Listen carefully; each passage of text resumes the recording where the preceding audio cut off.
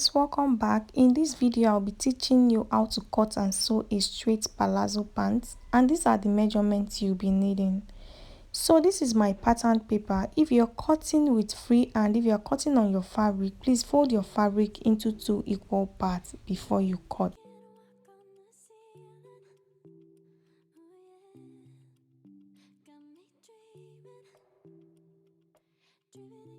The length of my pants is 45 inches, but my pattern paper is 40 inches, so I'm going to increase it on my fabric.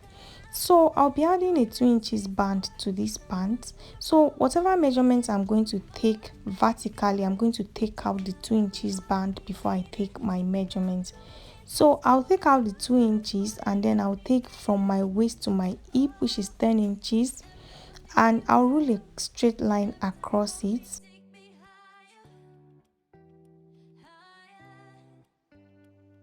So this line right here is my hip line. The next line I'm going to take is my crotch measurement. So a video will be displaying on the screen. This is how I take my crotch measurement. Whatever I have, I'll divide it by 2, and then I'll make sure I take that 2 inches out for my band, and then I'll place whatever I have and I'll rule a straight line across it, just like I did for my hip line. This line right here is my crotch line. The next line I'll take is my tail line. So I'll come down by 4 inches from my crotch line, and then I'll rule a straight line across, and this is my tail line. On my hip line, I'll mark my hip measurement divided by 4 plus 1 inch, and on my crotch line, whatever I have from my hip line, I'll add 2.5 inches. So I already placed 10 inches on my hip line. I'll place that 10 inches and then I'll add 2.5 inches to that 10 inches. The 2.5 inches that I added to the crotch line is going to serve as our crotch extension line. So what I'll do is to connect the dots from the hip line to the crotch line. I'll connect it on a straight line to meet the waistline, and then I'll slant from my hip line to meet the 2.5 inches, which is our crotch extension. So we have our crotch extension line. So on my waistline, I'll take my waist measurement divided by 4. I'll add 1 inch for that, and I'll add another 1 inch for stitching allowance. What I'll do next is to slant from my waistline to meet my hip line, just like this. On my tie line, I'll measure around my lap, and whatever I have, I'll divide it by 2, not by 4, just like we did for the hip and the waist, by 2. At this point, you get to determine how free you want your pant to be.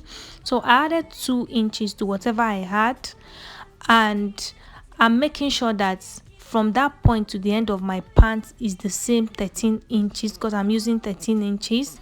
So make sure you determine how wide you want your pant to be, and if you want it to be penciled, you can also do that. After doing that, I'll cut out what I have, and the next thing I went ahead to do is to take in my dart. So I placed my nipple to nipple measurements, and I came down by 3 inches, which is the dart for the front, and I took half an inch on both sides. What I'll do is to connect it just like this, and we are through with the front pattern of our pants. So we're going to use that pattern to cut the back first.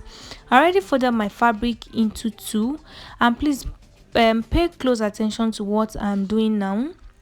On my fabric, I'll come down by 2 inches.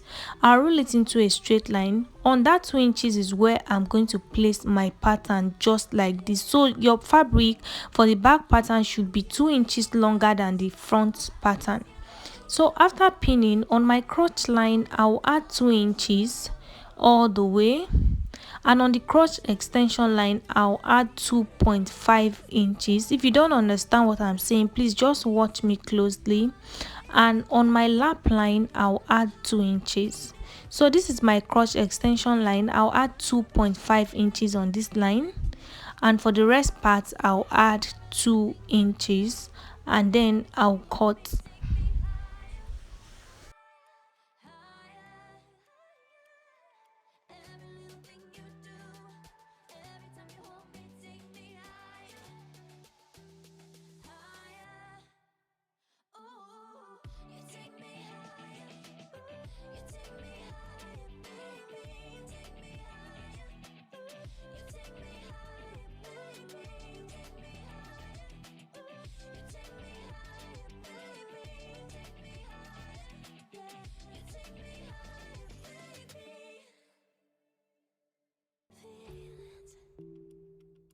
It's like I can't walk on the sea.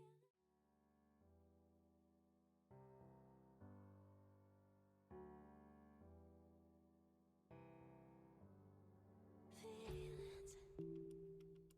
It's like I can't walk on the ceiling. Oh yeah, got me dreaming, dreaming in colors I never dreamed. So on the waistline, please pay close attention to this. Remember we went up by 2 inches on the waistline. So after cutting my crotch line out, I'll measure what I have on my waistline on the pattern, which is 9 inches. So from the end of my fabric, I'll measure the 9 inches, which is the same thing we have on the pattern, and I will indicate my hip line on my fabric just like you see me doing. So I'll slant from that other end to meet the 9 inches. I'll not make it a straight line, I'll slant it just like this, and then I'll remove my pin from my pattern paper and I'll connect from that 9 inches to meet my hip line. So we have a new waistline for the back pattern. So if you don't understand, just look at what I'm doing. So the line on the waist is not a straight line, is a slanted line. I slanted to meet the 9 inches, and from that 9 inches I'll connect to meet my hip line.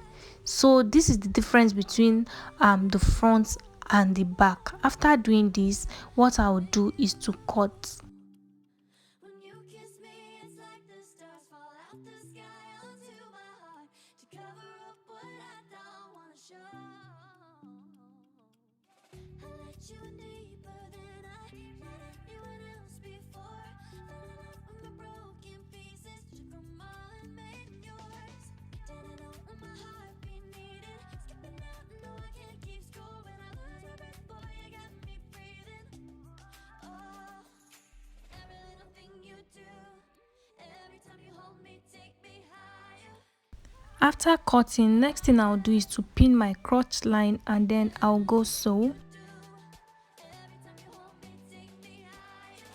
For the front pattern, I've already folded my fabric into 2 equal parts. I'll come down by 2 inches. Remember the back pattern is 2 inches longer than the front pattern.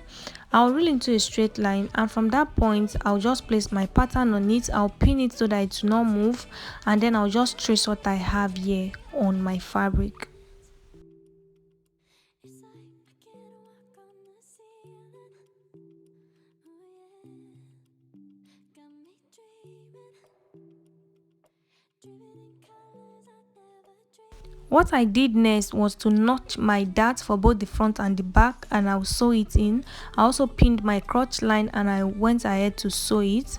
So after sewing my crotch and my darts in place, I went ahead to place my front and my back pattern together just like this, and I'm going to sew on both sides, but I'll not close one side completely because I want to add my zipper on the side. So go ahead and figure out how long you want your zipper to be. I want mine to be 8 inches, which I discovered it was too much, so I had to close. On the side, I'm going to join both sides by 1 inch. Remember we left 1 inch for our seam allowance, so I'll use my 1 inch to close both sides of my pants.